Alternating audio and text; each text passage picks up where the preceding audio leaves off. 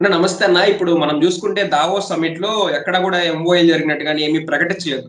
ఎందుకు రీజన్ అయి ఉంటది? చంద్రబాబు నాయుడు గారు వెళ్ళినా గానీ ఎంఓఏలు ఏం ప్రెజెంట్ చేయలేదు వాళ్ళు. ఎందుకంటారు?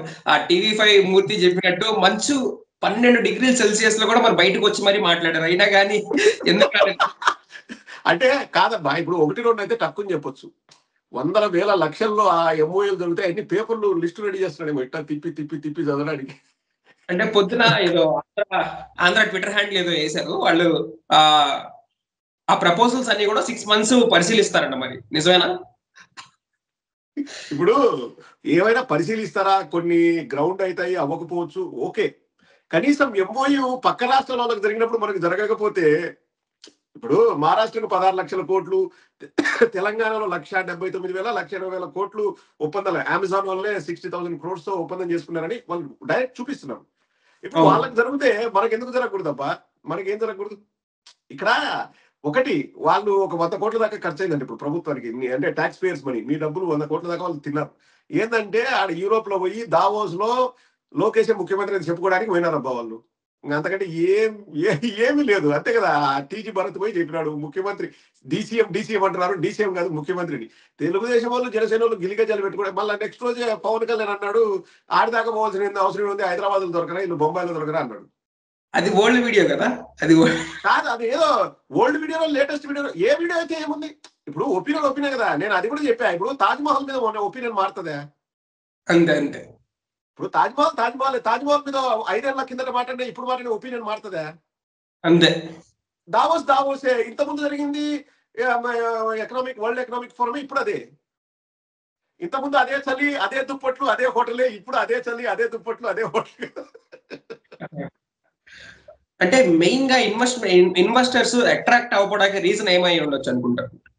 ఇప్పుడు పవన్ కళ్యాణ్ ఇంతకుముందు మీరు అన్నట్లు పాతదో కొత్తదో నాకు తెలీదు. ఇక్కడ లా అండ్ ఆర్డర్ కంట్రోల్లో ఉండి పొలిటికల్ స్టెబిలిటీ ఉంటే వస్తాయన్నాడు. అది 100% నేను ఏకీభవిస్తా. లా అండ్ ఆర్డర్ ప్రపంచం మొత్తం రషీద్ని రోడ్డు పైన ఎట్లా నరికిందన్నారో ప్రపంచం మొత్తం చూసింది. ఇప్పుడే ప్రపంచం చిన్నదైపోయింది. గ్లోబలైజేషన్ వల్ల, ఈ సోషల్ మీడియా వల్ల ప్రపంచం చిన్నదైపోయింది. సో ప్రపంచం మొత్తం చూశారు. ఆంధ్రప్రదేశ్ లో ఎట్లా అనిశ్చితి కొనసాగుతుందో చూశారు. అలాగే ఎలా దాడులు జరుగుతున్నాయో చూస్తున్నారు. చిన్న పిల్లల పైన అఘాయిత్యాలు ఎలా జరుగుతున్నాయో చూస్తున్నారు. ఇంతకుముందు 5 ఏళ్ళు చంద్రబాబు నాయుడు అధికారంలో ఉన్నప్పుడు ఒక శాశ్వత బిల్డింగ్ ఒక్కటి చెప్పండి. నువ్వు చెప్పు వెంకటేష్. ఒక శాశ్వత బిల్డింగ్. తాత్కాలిక హైకోర్టు, తాత్కాలిక సచివాలయం, తాత్కాలిక అసెంబ్లీ అంటారు. ఒక్క బిల్డింగ్ లేదు. అండ్ కనెక్టివిటీ లేదు. ప్లస్ బిగ్గెస్ట్ ప్రాబ్లం ఏంటంటే ఇప్పుడు వేరే వాళ్ళని వదిలేసేయండి, ఇన్వెస్టర్స్ వదిలేసేయండి. మన రాష్ట్రంలోనే అమరావతిలో ఎందుకు రియల్ ఎస్టేట్ పుంజుకోవట్లేదంటే అది మునిగిపోతుందని అందరు చెప్తున్నారు. ఓకే. మనం చెప్పడం కూడా కాదు. మంత్రి సత్యనారాయణ బిల్డింగ్ ఏమైంది వర్షం పడితే? అవును. తాళ్లు కట్టి అక్కడ ఉండే వాళ్ళు పేషెంట్లు వస్తారు కదా, అక్కడ ట్రీట్మెంట్ కోసం తాళ్లు కట్టి తాళ్లతో వాళ్ళని బయటికి తీసుకొచ్చారు. ఇంకా కరకట్ట కొంప ఇది మంత్రి సత్యనారాయణ ఆశ్రమం పక్కపక్కనే వాళ్ళ ఆశ్రమం అన్ని. సో ఎవరు కూడా అక్కడ పెట్టుబడులు పెట్టడానికి ముందుకు రావట్లేదు. మన రాష్ట్రం వాళ్ళు రావట్లేదు, బయట వాళ్ళు రావట్లేదు. ప్లస్ చంద్రబాబు నాయుడు అలుగుగాని హామీలు ఇస్తాడా ఈ గ్రౌండ్ అవ్వాలంటే వర్కౌట్ అవ్వదని వాళ్ళకు కూడా తెలుసు. ఇప్పుడు వెంకటేష్, నీకు ఒక 10,000 కోట్లు పెట్టుబడి పెట్టాలనుకున్నావు. నువ్వు ఎలా అట్రాక్ట్ చేస్తావు? నువ్వు ఎంప్లాయీస్ కానీ ఇంకొకరిని. ఇప్పుడు ఎంప్లాయీస్కి ఏముండాలి? మంచి ఇన్ఫ్రాస్ట్రక్చర్ ఉండాలి, స్కూల్స్ ఉండాలి, అమ్యూనిటీస్ ఉండాలి, అక్కడ ఒక మాల్స్ ఉండాలి, లేకపోతే హాస్పిటల్ ఉండాలి, ట్రాన్స్పోర్టేషన్ బాగుండాలి, పెద్ద పెద్ద ఇంటర్నేషనల్ ఎయిర్పోర్ట్లు ఉండాలి. ఇవన్నీ ఉంటే వాళ్ళు కూడా నీ జాబ్ ఇస్తే నీ దగ్గరకు వస్తారు. ఫస్ట్ ఆఫ్ ఆల్ ఒక కంపెనీ పెట్టడానికి వాళ్ళు ఆసక్తి చూపిస్తారు. అవన్నీ ఉండేది హైదరాబాద్ లోనో, చెన్నైలోనో, బెంగళూరులోనో ఉన్నాయి. ఇంకా అమరావతిలో నీకు ఏం కొత్తగా నీకు వచ్చి లాభం ఏంది? ఈ మనము పగటి కళలు కనుక్కోకుండా వైజాగ్ ను ప్రమోట్ చేస్తే అంత కొంత వచ్చేటివి. రావాల్సిన వాళ్ళంతా ఇన్వెస్ట్మెంట్స్ నువ్వు అమరావతిని పెట్టు అంటే ఉన్నది బాయ్, ఉంచుకున్నది బాయ్ అని ఇప్పుడే వైజాగ్ లో పెట్టవచ్చు కదా. వైజాగ్ కు రాలే, అమరావతికి రాలే. వీళ్ళేంది అమరావతిలో ఒక పెద్ద కంపెనీ వస్తే ఆడ రియల్ ఎస్టేట్ భూమి అంటే మా వాళ్ళు బాగుపడతారని లేదో ఆలోచిస్తారు. Bullet train, under ground train, upper ground train ఏదో ప్రకటనలు చేస్తుంటారు కదా. సో ప్రతిదీ అమరావతిలో వ్యాపారం కోసం అమరావతిలో పెట్టండి అంటున్నారు. వైజాగ్ ను ప్రమోట్ చేసింటే కథ వేరే ఉండదేమో. వైజాగ్ ను అసలు ప్రమోట్ చేయలే. అమరావతి స్టేజ్ మీద అన్నాడు కదా. ఎవరు స్వయంగా రేవంత్ రెడ్డి నా కాంపిటీషన్ అమరావతితో ఇంకోటి కాదు, నేను చైనాతో పోటీ పడుతున్నాను.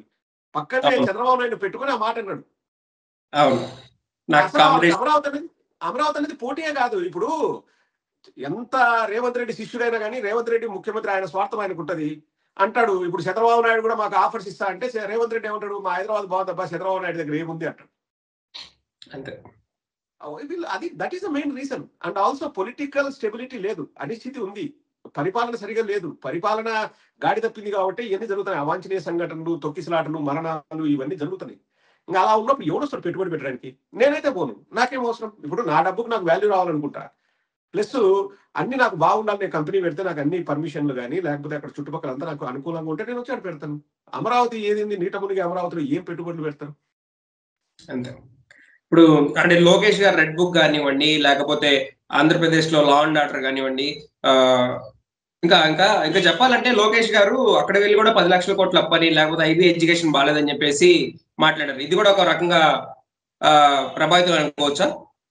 ఐబీ ఎడ్యుకేషన్ రెండు రకాలు వెంకటేష్, ఏదైనా మనం మాట్లాడేటప్పుడు రెండు రకాలు మనం ఆలోచించాలి. ఒకటి, మనం ప్రభుత్వ పరంగా మనం ఏం చేస్తాం చెప్పాలి. రెండోది, ప్రజలకు అది ఎంతవరకు ఉపయోగపడుతుందో చెప్తే ఎవరైనా ఇన్వెస్టర్స్ కానీ ఎవరైనా ఆకర్షితులు అవుతారు. ఎంతసేపు అబద్ధపు లెక్కలు. మనకు గవర్నమెంట్ స్కూళ్లలో చంద్రబాబు నాయుడు దిగిపోయి జగన్మోహన్ రెడ్డి గారు వచ్చిన తర్వాత గత 5 ఏళ్లలో దాదాపుగా 10 లక్షల స్టూడెంట్లు పెరిగారు. ఎడ్యుకేషన్ అద్భుతంగా శాశ్వత కట్టడాలు జగన్మోహన్ రెడ్డి గారు ప్రతి ఊర్లో చూపించారు. నాడు నేడు కింద స్కూల్స్ కానీ, ఆర్బీకే సెంటర్లు కానీ, హెల్త్ క్లినిక్లు కానీ, సచివాలయం కానీ ప్రతి ఊర్లో శాశ్వత బిల్డింగ్లు కనిపిస్తున్నాయి. అసలు వేల కోట్ల పెట్టుబడులు అవన్నీ గవర్నమెంట్ పెట్టింది. పోర్టులు కనిపిస్తున్నాయి, మెడికల్ కాలేజ్, ఇవన్నీ మనం గవర్నమెంట్ ఆస్తులు అవన్నీ. అంటే నా ఆస్తులు. ఇప్పుడు ఎవడో కంపెనీ వాడు వచ్చి అమెజాన్ లేకపోతే ఇంకోటి వచ్చి పెడితే వాడి ఆస్తులు మనే కాదు, మనం ఆస్తులు బిల్డప్ చేసుకున్నాం. జగన్మోహన్ రెడ్డి గారు అంత అద్భుతంగా చేశారు. ఇంకా అక్కడ కూడా అబద్ధాలు చెప్తే ఎవరు నమ్ముతారు చెప్పు? స్కూల్స్ బాగలేవు, స్కూల్స్ నాశనమైనాయా? పోయి చూడు ఒకసారి తెలుస్తుంది. స్కూల్స్ మన చంద్రబాబు కానీ పవన్ కళ్యాణ్ కానీ స్కూల్స్ విజిట్ చేస్తే ఆ స్కూల్ బిల్డింగులు పవన్ కళ్యాణ్ ఆశ్చర్యపోయాడు, అబ్బా డిజిటల్ స్క్రీన్ భలే ఉంది ఇక్కడ అని. ఆ టేబుల్స్ ఇవన్నీ జగన్మోహన్ రెడ్డి గారి హయాంలో వచ్చినాయి. వీళ్ళు ఏం చేసినారు? పిల్లలు కింద కూర్చుండే వాళ్ళు, సరిగా బట్టలు ఉండేవి కాదు. పిల్లలకి ప్రైవేట్ స్కూల్స్ కు మించి వాళ్ళకి యూనిఫామ్స్ కానీ, షూ కానీ, ఫుడ్ కానీ, బ్రేక్ఫాస్ట్ కానీ ఉండాలని జగన్మోహన్ రెడ్డి గారు చేశారు. వీళ్ళు ఏం చేశారు?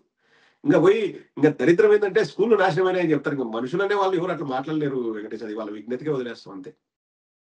ఇంకొకటి అన్న, ఫైనల్ గా వీళ్ళు ఎలక్షన్స్ ముందే 14 లక్షల కోట్ల అప్పు, 15 లక్షల కోట్ల అప్పు అని చెప్పేసి చెప్పారు కదా. సో దాని ఎఫెక్ట్ ఇప్పుడు ఇన్వెస్ట్మెంట్స్ మీద పడి ఉంటుంది అంటారా? ఖచ్చితంగా ఉంటది కదా. ఇప్పుడు నువ్వు అప్పు చేసిన రాష్ట్రము అంటే, ఇప్పుడు జింబాబే శ్రీలంక అన్నారు. జింబాబేలో ఎంతమంది పెట్టుబడులు పెడతారు? ఎవరు పెడతారు చెప్పు? నువ్వే పెడతావు జింబాబేలో? ఎందుకు నాకు వచ్చిన కూడా ఎందుకు అంటావు? ఇప్పుడు వీళ్ళే లేనిపోని గలీజ్ అంతా లేపి జింబాబే అయిపోయింది, శ్రీలంక అయిపోయింది అని చెప్పి మన రాష్ట్రం విలువ తీసింది వీళ్ళు. నిర్మలా సీతారామన్ గాని తర్వాత ఎలక్షన్స్ అయిన తర్వాత వీళ్ళే అసెంబ్లీ సాక్షిగా చెప్పింది 6,40,000 కోట్ల అప్పు అని. అదే చంద్రబాబు నాయుడు దిగిపోయేటప్పటికి 3,95,000 కోట్లు, 2 లక్షలు సంథింగ్ చేసిన అప్పు తక్కువ. కానీ వీళ్ళు చెప్పింది 14 లక్షల కోట్లు. ఎవడు చెప్పాడంటే ఆడు ఇన్స్టాగ్రామ్ లో పిల్లకేసుకొని డాన్స్ చేస్తాడు బాలకృష్ణ పాటలకి. అతను ఆర్థిక శాస్త్రవేత్త అంట. ఈనాడు పిలిపిడం వాళ్ళతో చెప్పాడు, అతని పేరు ఏదో ఉంది, నాకు పేరు కూడా తెలియదు. డాన్స్ వేస్తాడు. వాళ్ళతో చెప్పించి శ్రీలంక అయిపోతుంది. చంద్రబాబు నాయుడుకు సోర్స్ ఏది? చంద్రబాబు నాయుడు నీకు 14 లక్షల కోట్లు అంటావు కదా అంటే ఈనాడు చెప్పింది అంటాడు. ఈనాటికి ఎవరు చెప్పినాడంటే ఆ డాన్స్ వేసే పిచ్చోడు చెప్పినాడంట 14 లక్షల కోట్ల అప్పని. స్వయంగా పార్లమెంట్ సాక్షిగా నిర్మలా సీతారామన్ గారు ఆర్థిక మంత్రి చెప్తే వాళ్ళకి నమ్మకంలే. వాళ్ళు మళ్ళీ డిబేట్ పెట్టి నిర్మలా సీతారామన్కి తెలియదంట, ఈ బూతికిట్టుకు లేకపోతే ఈటీ ఓడికి వాళ్ళకి తెలుసు. ఇప్పుడు వీళ్ళు అసెంబ్లీ సాక్షిగా 6,41,000 కోట్లు అప్పన్నారు. సిగ్గుండాలి కదా మాట్లాడేటప్పుడు. పెయింటింగ్ చేస్తే 5,000 కోట్లు అన్నారు. చంద్రబాబు అన్నాడు, పవన్ కళ్యాణ్ అన్నాడు. తీరా చూస్తే 135 కోట్లు. ఉండే పెయింటింగ్ పీకి కొత్త పెయింటింగ్ వేయడానికి గవర్నమెంట్ బిల్డింగ్స్ 5 ఏళ్లలో. జగన్మోహన్ రెడ్డి 1,00,000 కోట్లు అంటారు. పవన్ కళ్యాణ్ ఏమన్నాడు? ఒక్కొక్క మండలంలో 500 మందికి 10 లక్షలు ఇస్తా అన్నాడు. షణ్ముఖ వ్యూహం, శంభుల వ్యూహం, తపాల వ్యూహం అన్నాడు. అవి చేసినారా? ఏదో ఒకటన్నా నిజం. 30,000 మంది అమ్మాయిలు మిస్సింగ్ అన్నారు. అదేమన్నా నిజమా? 46 మంది మిస్సింగ్, కేసులు నమోదైంది 35 కేసులు. మా డ్రగ్స్ దొరికినాయి అన్నారు వైజాగ్ లో. అదేమన్నా నిజమా? అదే అబద్ధం అని సిబిఐ వాళ్ళే చెప్పినారు. ప్రతిదీ అబద్ధం అన్ని ప్రూవ్ అవుతున్నాయి. ఇప్పుడు వాళ్ళు మన రాష్ట్రాన్ని సర్వనాశనం చేసింది వాళ్ళు, మనం కాదు. వాళ్ళ రాజకీయ లబ్ధి కోసము అంతమంది అమ్మాయిలు మిస్ అయినారంటే ఎవడొస్తున్నారు ఇన్వెస్ట్మెంట్ కి? అంతే కదా. హ్యూమన్ ట్రాఫింగ్ జరిగిందంటే రేపు మా ఎంప్లాయీస్ కూడా ఇట్లా జరుగుతుందని పోతారు. ఇప్పుడు వచ్చేసి మళ్ళీ ఏమంటాడు? ఇంకా గంజాయి పెరిగింది, ఇంకా ఇంకో అవుతున్నాయి, మళ్ళీ పవన్ కళ్యాణ్ సెంట పేరు వస్తుంది, మీరు బాగా చేయండి. ఇప్పుడు వచ్చేసి పోలీసులు బాగా చేయలేదట. మా సీజ్ అంటారేమో రారు. అది వాళ్ళే నాశనం చేశారు రాష్ట్రాన్ని. నాశనం చేసిన వాళ్ళు జగన్మోహన్ రెడ్డి గారు కాదు. జగన్మోహన్ రెడ్డి గారు ఎంత అద్భుతంగా చేసి బాగా చేసి రాష్ట్రాన్ని ఉన్నతంగా తీసుకొచ్చేసి ఇంకొక 5 ఏళ్ళు జగన్మోహన్ రెడ్డి గారు అంటే రాష్ట్ర రూపురేఖలే మారేటివి. ప్రజలకు అర్థం కాలే. రిఫార్మ్స్ అనేది మనం అంత తొందరగా చేస్తే 20 ఏళ్లలో చేయాల్సిన జగన్మోహన్ రెడ్డి గారు 5 ఏళ్లలో చేసి చూపించారు. పకడ్బందీగా వ్యవస్థల్ని నడిపించడము, స్కూల్స్ బాగు చేయడము, గవర్నమెంట్ ఇన్ఫ్రాస్ట్రక్చర్ ని బాగు చేయడము, గవర్నమెంట్ సంస్థల్ని గాడిలో పెట్టడము అన్ని కూడా. కానీ అది జనాలకు అర్థం కాలే. ఈ చంద్రబాబు వచ్చేసి ముసలోడైన బటన్ నొక్కుతాడు, పిల్లోడైన బటన్ నొక్కుతా అంటే ముసలోడు చంద్రబాబు, పిల్లోడు లోకేష్ ఇద్దరు నొక్కుతారంట. అమ్మఒడి కాదు, అమ్మ కొందరు నలుగురికి వస్తుంది మా ఇంట్లోనే ఆశపడిన వాళ్ళు చాలా మంది ఉంటారు. వాళ్ళు ఏం చేశారు తెలుసా, తెలుగుదేశం వాళ్ళు ఒక్కొక్కరి ఓటర్ దగ్గరికి వెళ్ళి లెక్కలేసి, ఇగో నిరుద్యోగ వృత్తి, ఆ అమ్మకు వందనం, 18 ఏళ్ళ నిండిన మహిళలకు 1500 అని లెక్కేసి ఒక్కొక్కరి ఇంట్లో నీకు 2 లక్షలు వచ్చే సంవత్సరానికి ఇది కావాలన్నా, జగన్ ఇచ్చేది కావాలని అడిగి ఇట్లా చెప్పారు వాళ్ళు. అంతే, ప్రజలు నమ్మారు. అవును, ఉన్నది బాయ్ ఉంచుకున్నది బాయ్ అని చెప్పేసి మొత్తం క్లీన్ స్వీప్. 1వ తేదీ జాబ్ క్యాలెండర్ రాసి పెట్టుకోండి అన్నాడు, గుర్తుందా నారా లోకేష్? అధికారంలోకి వచ్చిన వెంటనే సూపర్ 6 అన్నాడు, గుర్తుందా? అన్ని చెప్పినారు, ఏది లేదు. అది వాళ్ళు చేయలేరు, వాళ్ళు కాదు. స్వయంగా నరేంద్ర మోడీ దేశానికి ఇచ్చే మొత్తం బడ్జెట్ మన రాష్ట్రానికి ఇచ్చిన, ఇప్పుడు కొత్తగా ట్రంప్ వచ్చినా కానీ అన్ని అమలు చేయలేరు, అంత అలువిగాని హామీలు ఇచ్చినారు. ఏమంటే ప్రజలు జగన్మోహన్ రెడ్డి గారు స్టాండర్డ్ సెట్ చేస్తే వాళ్ళు నమ్మినారు. జగన్మోహన్ రెడ్డి గారు ఇచ్చినారు కదా, చంద్రబాబు కూడా ఇస్తాడు తప్పకుండా అన్నారు. మొత్తం పోయింది, పులావ్ పోయింది, బిర్యానీ పోయింది. అది ఓకే ఓకే ఓకే చూసారు కదండి. అది దావోస్ సమ్మిట్ గురించి ఎందుకు ఇన్వెస్ట్మెంట్స్ రాలేదంటే, అది ఇక్కడి నుంచి అయినా కానీ కొంచెం ఫ్యాక్ట్స్ చెప్పండి. ఏ న్యూస్ ఛానల్స్ అయినా కానివ్వండి, మా లాంటి వాళ్ళకి అర్థం చేసుకోవడానికి ఎవరైనా కానివ్వండి. థ్యాంక్స్ అన్న, చాలా valuable. All the best Venkatesh.